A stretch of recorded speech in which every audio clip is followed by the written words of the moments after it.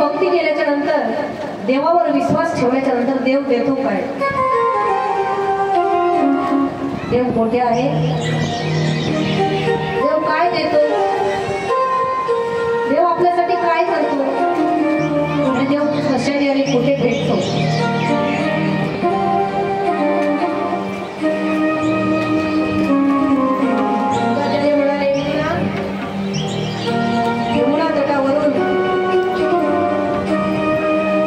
तीरावर मैत्रिय ऋषीकडे आले. गिरिराजाची मैत्रिय ऋषीने बाळाची कथा सांगितली की राजा परीक्षिता, मी तुला सांगत आहे, महाराणी शतरूपा आणि स्वयंभू म्हणू यांच्यापासून प्रियव्रत आणि उत्तानपाद हे दोन पुत्र झाले. उत्तानपादाच्या सुनीती आणि सुरुची ह्या दोन पत्न्या होत्या. सुरुची धाकटी होती आणि सुनीती मोठी होती. ती राजाला खूप प्रिय होती.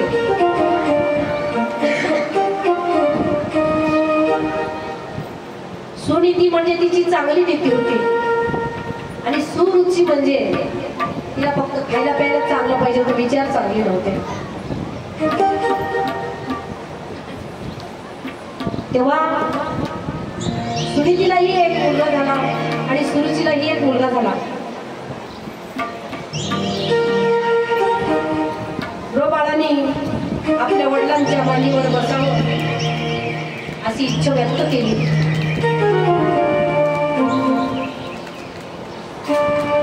पण सुरुचीने बसू दिले नाही. जेव्हा जेव्हा आपल्याला कधी देवाकडे जावं असं वाटते ना, तर आपली सुरुची म्हणजे स्वतःची इच्छा, वाईट इच्छा देवाकडे जाण्यास नकार करते. नाचायला नको म्हणते, नको बाई कोणी असं आपल्याला. ती सुरुची जेवढं सुरुचीला प्रेशर खाली ठेवता येईल, दाबून ठेवता येईल तेवढं ठेवण्याचा प्रयत्न करा. जर तिला ठेवलं नाही, ती आपलं जीवन अस्तव्यस्त केल्याशिवाय सोडणार नाही. सुरुचीने बाळाला सांगितलं, हे बघ, तुला जर तुझ्या वडिलांच्या मांडीवर बसायचं असेल ना, तर माझ्या पोटी जन्म घे आणि माझ्या पोटातून जन्म घे, तेव्हा बापाच्या मांडीवर बसतील. तोपर्यंत तुला बसता येणार नाही. ध्रुव बाळाला खूप वाईट वाटलं. ध्रुव रडत रडत आपल्या आईकडे गेला आणि सांगितलं, आईने मला का बाबाच्या मांडीवर बसू दिलं नाही? मी त्यांचा पुत्र नाही का? आणि आई म्हणते, माझ्या पोटात परत मरून जन्म घे. आणि असं कधी शक्य होत असते ना? सुनीतीने सांगितलं, बाळा, आई म्हणते ते खरं आहे. आता जर एखादी सोबत एखाद्या सौतीबद्दल बोलली ना, तर ती गावाला आग लावली. मला कागद टवळे, नवरा तुझं एकटीच आहे का? माझं काही आहे का त्याच्यामध्ये? माझ्या पोराला मांडीवर उठवतेस. पण तिचं नावच सुनीती होतं. चांगल्या नीतींच्या व्यवहारिक, त्याला व्यवहार कळतो, जीवन कळतं. अशा स्त्रिया पायापुरतं कधीच पाहत नाही, पुढे काय होणार आहे, कशाने काय होईल त्याचा विचार करतात. आणि सांगितलं, बाळा, हे बघ, तुला बापाच्या मांडीवर बसायचंय ना? अरे, ती मांडी तरी एक दिवस नाच पावणार आहे. जो माणूस जन्माला आला ना, तो मरणारच आहे. पण ध्रुवा, तू अशा जागेवर बसू शकशील की तुला तिथं चंद्रश्री आहे तोपर्यंत कोणीही उठवणार नाही. ध्रुव बाळाने विचारलं, आई, 5 वर्षाचं वय आहे ध्रुवाचं, मग ती जागा कुठे असते आई? सांग ना मला. तेव्हा सुनीतीने सांगितले, हे पहा, हे मोठे मोठे ऋषीमुनी अरण्यात जातात, तप करतात आणि मग त्यांना देव प्रसन्न होतो आणि भेटतो. आणि मग भगवंत आपल्याला चांगली जागा देतो. बाळा, आई, मला करता येईल का तसं? सुनीतीने सांगितलं, का करता येणार नाही. तिने असा विचार नाही केला बाई माझं पोरग जर अरण्यात गेलं जंगलात गेलं तर एखादा वाघ खाऊन नेईल म्हणून. आता आळंदीला जर पोर टाकले तर बायका पोरवर रडतात, त्याच्यात पवाडाकडे पावडत नाही एवढं रडतात. काय बाई माझ्या वाघाला करमत असेल का, काय बाई कधी मला सोडून राहिला नाही. अरे तो जर आता तुला सोडून राहिला ना बाई तरच तो म्हातारपणी तुला जवळ ठेवेल.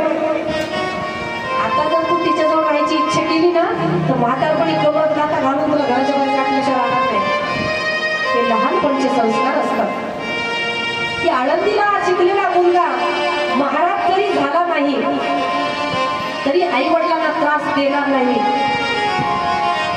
हे ज्ञानोबरायांच्या साक्षीने या भागवताच्या व्यासपीठावर तुम्हाला चॅलेंज करते की जो मुलगा आळंदीच्या पुण्यक्षेत्रामध्ये स्वामी ज्ञानोबरायांच्या पदस्पर्शाने पावन झालेल्या मातीत काही दिवस तो जगला वागला, तिथं अन्न खाल्लं, तिथले संस्कार ग्रहण केले. नका महाराज होऊ देऊ, महाराजच व्हावं असं काही नाही. गावाकडे महाराज झालेले असे कितीतरी लोक पाहिले की आई वडिलांना नाका घालणारे मी माझ्या डोळ्याने माझ्या गावात बाहेर जाऊन कीर्तन करायचे, आई वडिलांवर व्याख्यान द्यायचे आणि स्वतःच्या आईला तोंडात चपराक द्यायची. काहीच करू नका, कुठेही जाऊ नका. देवाला नाही गेला तरी चालते, देवाला जावं मंदिरात जावं, आई वडील असताना कुठेही जाऊ नका, त्यांची सेवा करा. याच्या अगोदरही सांगितलं की पंडितरायांनी आई वडिलांच्या सेवेच्या बळावर भगवंताला या भूतलावर पाचारण केलं. ध्रुवबाळांनी मागचा पुढचा विचार केलाच नाही, पळत गेला आणि आपल्या वडिलांच्या सिंहासनाला प्रणाम केला. गुरुजी म्हटली आलास का, पळ इथून पळ. ध्रुवबाळाला वाईट वाटलं. ध्रुवबाळ त्याच पाऊली मागं फिरले आणि आपल्या आईचं दर्शन घेतलं, सुनीतीचं, आणि सांगितलं आई फक्त मला सांग कुठे जायचं. काय ती आई महान असेल की त्या आईने कुठलाही विचार न करता डोळ्याला एक बुंदही पाण्याचा येऊ दिला नाही आणि आपल्या बाळासमोर असं वाटलं असेल का आपला बाळ अरण्यात जावं असं वाटलं असेल, पण सगळं दुःख दाबून ठेवलं, डोळ्याला अजिबात अश्रू येऊ दिला नाही आणि सांगितलं बाळा जा, भगवंत तुझी इच्छा पूर्ण करेल. ध्रुवबाळ निघाला. ध्रुवबाळ अरण्याच्या रस्त्याने निघाला. पण ज्या काळामध्ये आपण खरोखर देवावरच विश्वास ठेवून कोणत्याही कार्याला निघतो ना त्यावेळेस देवाला काळजी असते. रस्त्यात नारद महर्षी भेटले आणि विचारलं बाळा तुझं नाव काय. सांगितलं माझं नाव ध्रुवबाळ. कुठे चालला. देवाला शोधायला चाललो. अरे देव काय अरण्यात मिळतो का. हो माझ्या आईने सांगितलं बघा लहानपणी मुलांमध्ये जे संस्कार द्याल ना ते पक्केच बसतात. त्याला रक्तातून कोणी काढू शकत नाही. जसं शरीरातलं रक्त बाजूला काढता येत नाही तसं त्याला बाजूला काढता येत नाही. आणि ध्रुवबाळ नारदांनी सांगितलं ध्रुवा तू अजून लहान आहेस, लांडगे येतील, कोले येतील, शिवे येतील, वाघ येतील, खाऊन टाकतील. त्यांनी सांगितलं मला काहीच खाणार नाही, माझा देव माझं रक्षण करणार आहे. देव राखील तर या मारील कोण. माझ्या आईने सांगितलं देव रक्षण करतो म्हणून. नारदाला आश्चर्य वाटलं आणि नारदांनी या बालकाचा दृढ निश्चय पाहून एक मंत्र दिला. ओम नमो भगवते वासुदेवाय. गाण्या वाजवा आणि भजन करा.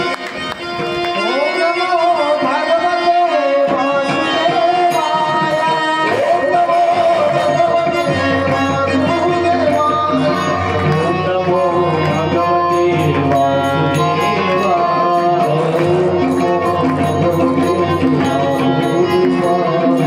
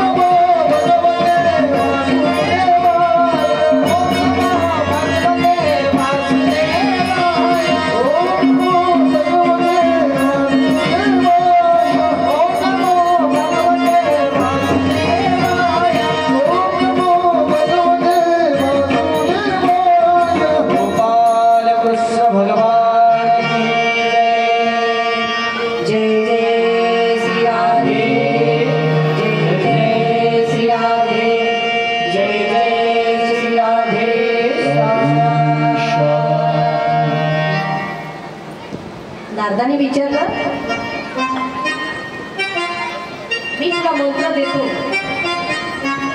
आई वडिलांची आठवण आली तर तू परत येशील. बाळाने सांगितलं अजिबात परत येणार नाही.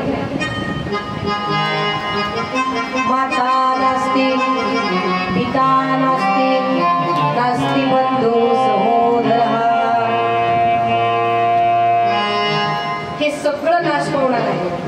अर्थो नास्ती गृहं नास्ती तस्मात् जाग्रत जाग्रत. हे पहा गुरुदेवा, या भूतलावर जे निर्माण झालं माझ्या आईने सांगितलं ते सगळं नाश पावणार आहे. म्हणून मी देवाला जी जागा नाश पावणार नाही असे जीवन मागण्यासाठी जात आहे. ध्रुवाळ गेले अरण्यामध्ये, खूप तपस्या केली, पाणी पिऊन गेली, वाळला पाला खाऊन गेली, फक्त काहीच खात नव्हते. पृथ्वी हलायला लागली, डळमळायला लागली. सगळे देव भगवान विष्णूकडे गेले आणि सांगितलं काय झालं पहा, काय संकट आलं या भूतलावर. तेव्हा भगवंताने सांगितलं घाबरू नका, माझा एक भक्त तपश्चर्या करतोय आणि तपश्चर्या परिपूर्णता झाली, पूर्ण झाली, काही होणार नाही.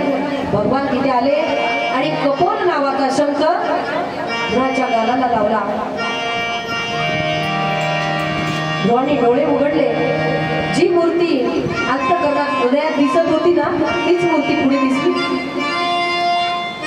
लहान बाळ असल्यामुळे काय बोलावं कळत नव्हतं. चरणावर लोटांवर टाकलं आणि विचारलं, तुम्हीच भगवान आहात का? देवा,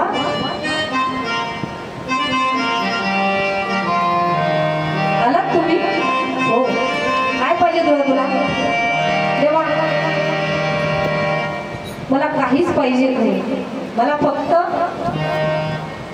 अशी जागा द्या की त्या जागेवरून मला कधीच कोणी उठवणार नाही.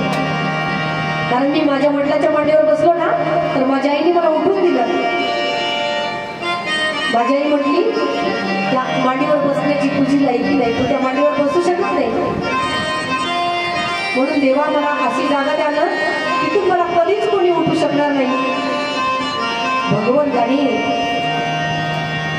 त्याच्या आपल्या चांदण्या निघतात ना रात्रीला, त्यात एक ध्रुव तारा असतो, त्या ध्रुवाला आढळपद दिलं. आढळपदी बाळ बैसविला ध्रुव, आढळपदी बाळ बैसविला ध्रुव, आढळपदी बाळ बैसविला ध्रुव, आढळपदी बाळ बैसविला ध्रुव, आढळपदी बाळ बैसविला ध्रुव.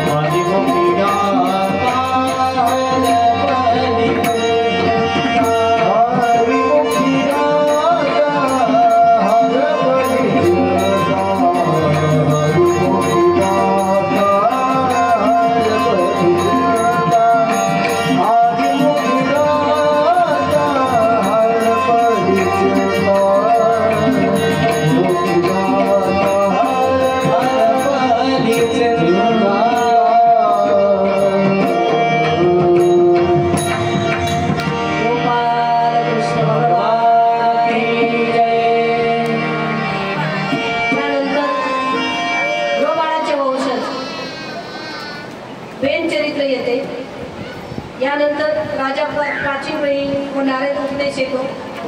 यानंतर राजा प्रियव्रताची कथा येते. यानंतर पुरुषोत्तम व्याख्यान येते. यानंतर राजा भरताचे चरित्र येते. यानंतर राजा जड भरताची कथा येते. हे प्रत्येक कथाकार सांगत असतो आणि ही तुम्ही ऐकली असेल. कारण आता आपल्याकडे फक्त 15 मिनिट वेळ आहे, या कथा सांगण्यासाठी वेळ नाही. नंतर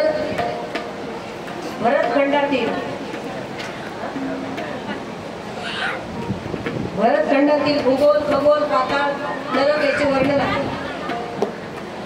आणि या ठिकाणी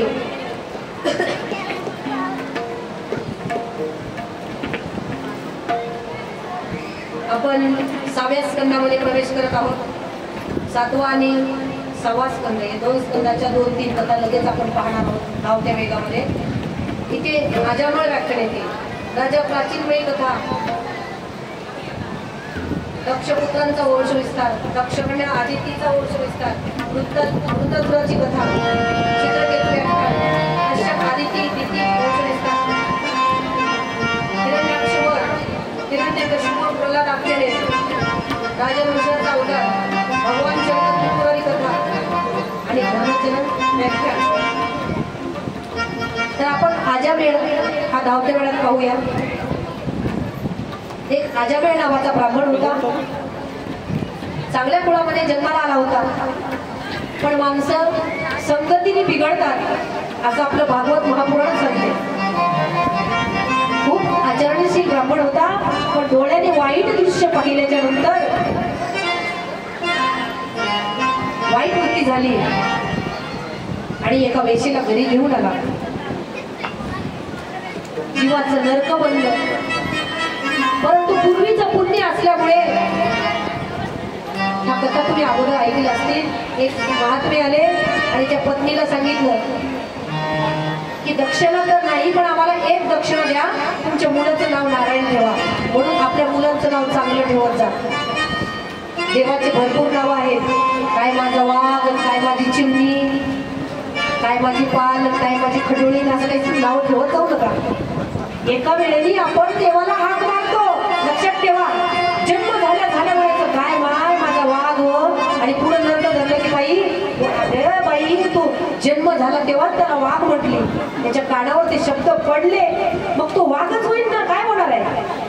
माय काय माझी चिमणी ग. सांगा तुम्ही, बायांना चिमण्या होतात का? माय बाई माझी काय हरणी ग. बायांना हरण्या झाल्या असत्या त्या माणसाने तुम्हाला घरात ठेवलं असतं का? जनाबाई म्हणा, मीराबाई म्हणा, अरे कितीतरी नावं आहेत. सगुबाई म्हणा, देवाची नावं घ्या. कितीतरी नावं आहेत आपल्या हिंदू धर्मामध्ये. आणि पोरांची नावं चांगली ठेवा. जर चांगली नावं ठेवली ना, आयुष्यभर त्या नावाचा जप झाला तर शेवटी तुमच्या जीवनाचा उद्धार झाल्याशिवाय राहणार नाही. तसा आजामेळाचा उद्धार झाला.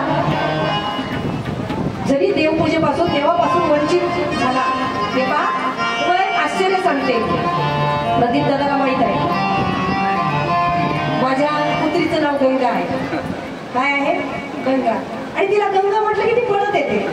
मी सकाळी मंदिरात चालली, गाडीवर बसते, तिला सांगायचं गंगा मी आत्ता येते, तू खाली उतर, मी आल्यावर परत तुला फिरून आणते. देवाच्या समोर लगेच खाली उतरते माझी गंगा. आणि तिला म्हणायचं तुला बाहेर न्यायचं ना, चल विठ्ठल विठ्ठल भजन कर. लगेच माझ्या मांडीवर येऊन बसते आणि टाळ्या वाजवते. मी माझी गंगा. कळलं ना? आपण जसं नाव ठेवतो, आपण जसे संस्कार देतो, अहो लेकरच काय प्राणी सुद्धा शिकतात. आता काय करते माझी गंगा भजन. आणि तुम्ही कधीही पण कोणी आनंदीला आलात तर नक्की माझ्या गंगाची भेट घ्या. आपल्या प्राण्यांची नावं सुद्धा देवाचे ठेवा. या योगाने आपण देवाचं नामस्मरण करतो. असं माळ घेऊन बसणं होत नाही या संसाराच्या रणगाड्यामध्ये. हा रणगाडा ढकलता ढकलता छाती फुटून माणसं मरतात, पण देवाचं नामस्मरण करायला वेळ मिळत नाही. म्हणून आपल्या लेकरांची नावं चांगले ठेवा. टीव्हीवरची नावं ठेवू नका हो, आणि तुमचं उद्धार होणार नाही, अजिबात होणार नाही. हे जरी तुम्हाला चांगले वाटत असतील, पण क्षणिक आनंद निराळा आणि आयुष्यभर टिकणारा आनंद निराळा. जर तुम्हाला आयुष्यभराचा आनंद पाहिजे असेल, जाता जाता आनंद पाहिजे असेल, आनंदाचे गठुडे बांधून तुम्हाला इथून जायचं असेल, तर एकच करा, आपल्या मुलांचे नाव चांगले ठेवा म्हणून त्या आजमेळाच्या बायकोनी आपल्या पोराचं नाव नारायण ठेवलं. जेव्हा त्याचं मरण आलं ना तेव्हा त्यांनी आवाज दिला देवाला नाही आपल्या पोराला, नारायण अरे मी मरतो धाव, नारायण नारायण. जेव्हा यमानं पावलं तेव्हा त्याला भीती वाटली आणि नारायणाला हाक मारली. यम आले, नारायण म्हटलं तर विष्णूचे दूतही आले आणि दोघांचे भांडण लागले. ते म्हणले ग्राहक आमचं, ते म्हणलं आमचं, ते म्हणले आमचं, ते म्हणले आमचं. का ते म्हणले आमच्या नारायणाला हाक मारली आणि दोघांच्या मारामाऱ्या लागल्या विष्णुदूतांच्या यमदूतांच्या. बघा नावात किती ताकद आहे, नावात किती ताकद आहे सांगू तुम्हाला. जर तुम्ही तुमच्या नवऱ्याने संक्रांतीला साडी आणली, तुम्ही जर दुसऱ्या माणसाचं नाव घेतलं तर ते घरात ठेवल का तुम्हाला? नावात काही नाही, नावात सगळं काही आहे. नावासाठी लोक 1-1 करोड रुपये एखाद्या शाळेला नाव देण्यासाठी, धर्मशाळेला नाव देण्यासाठी, एखाद्या मोठ्या काही एखादा प्रकल्प असेल त्याला नाव देण्यासाठी लोक करोड रुपये खर्च करतात फक्त नावासाठी. नावात सगळं काही आहे. तुमच्या नवऱ्याने जर घरात आले एखाद्या बाईचं नाव घेतलं तर तुम्हाला काय होते? आनंद होतो का? का तुम्ही 3-3 वेळा तिचं नाव घेता? हा एक सृष्टीचा नियम आहे. म्हणून आपल्या पोरांचे नाव चांगले ठेवा, आपला उद्धार झाल्याशिवाय राहणार नाही. यमदूताचं आणि विष्णुदूताचं, यमाचं आणि विष्णुदूताचं भांडण लागलं. भांडण विष्णूकडे गेलं तेव्हा यमाने सांगितलं हा माणूस इतका गलिच्छ आहे आणि एवढं पाप केलं, अहो वेश्या घरात आणून ठेवली तेव्हा आणि यांनी महापाप केलं आणि हे तुमचे दूत म्हणतात की हा आमचा माणूस आहे, असं कसं होईल? भगवंताने सांगितलं थांबा थांबा, शांत बसा. हे पहा यांनी नारायणाचं नाव घेतलं, बरोबर आहे? हो. मग नारायण याचा अगोदर होता, मी अगोदर का याचा मुलगा अगोदर? म्हणजे तेव्हा तुम्ही अगोदर. मग भगवंतानी त्याच काळामध्ये त्याच वेळेमध्ये आपल्याला एक संधी उपलब्ध करून दिली की ज्या वेळेला अंतकाळी माझं नाव घ्याल ना त्यावेळेला मी तुम्हाला सोडवल्याशिवाय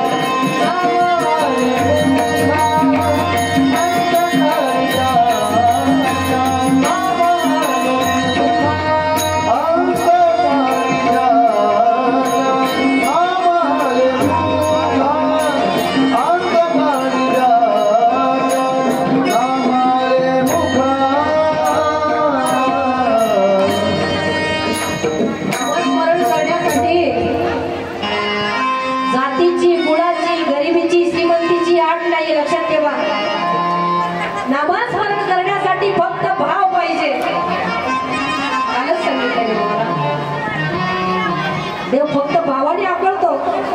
आणि अशाच एक महान संत होऊन गेला, त्यांचं नाव आहे संत मीराबाई. राजवाड्यात जन्म घेतला, राजाच्या घरी जन्म घेतला आणि लहानपणी लग्नाला आपल्या आईसोबत एका पाहुण्यांकडे गेल्या आणि तिथे नवरदेव घोड्यावर बसून आला आणि आईला विचारलं, आई माझं नवरदेव कुठे आहे का? कोणी विचारलं? मीराबाईने विचारलं, माझं नवरदेव कुठे आहे? आणि रडायला सुरुवात केली. अहो ते राजकन्या होत्या, रडून रडून लाल बुंद झाल्या. आई माझंही लग्न करायचंय, माझा नवरदेव कुठे आहे आणि त्याचा घोडा कुठे आहे? त्या लहान बाळाला काय कळतंय? तिथे एक कृष्ण मूर्ती होती. तेव्हा आईने सांगितलं, बाळा हे बघ, हा तुझा नवरदेव आहे. आणि त्या कृष्णाला जवळ घेतलं आणि तेव्हापासून तेच मनात बिंबवलं. कृष्ण माझा मी कृष्णाची, कृष्ण माझा मी कृष्णाची, कृष्ण माझा मी कृष्णाची. जेवताना जवळ, झोपताना जवळ, चालताना जवळ. लोक म्हटले वेळी झाली. मग मीराबाई मोठ्या झाल्या, पण घरातल्या लोकांना हे सहन होत नव्हतं. विषेला प्याला रानानीचे पेजा की त्यांना विष पाजलं, रानानी विष पाजलं त्यांना.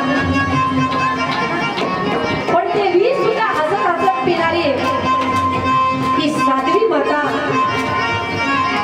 आपल्या भगवंतापासून वंचित झाली नाही. हजारो संकट आले पण भगवंताला सोडलं नाही आणि नामस्मरण करत राहिल्या. ऐसी लागी लगन मेरा हो गई मगन, ऐसी लागी लगन मेरा हो गई मगन.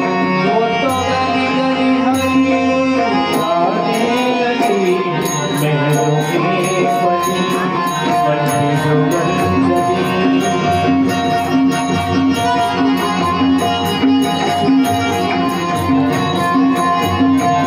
महलों में परी बन जो बंजरी.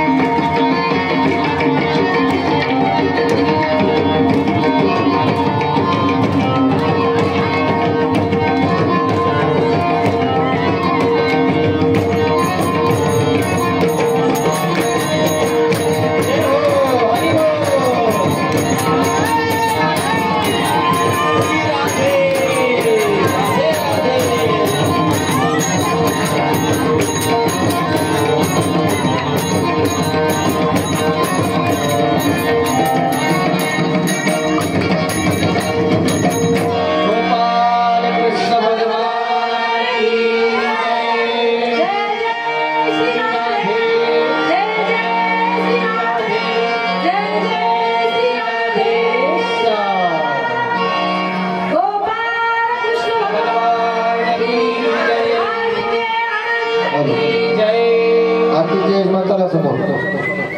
आरतीचे यजमान उभेच राहतात. परत बसवा उभे उभेच राहा. चला आरतीचे यजमान चला समोर.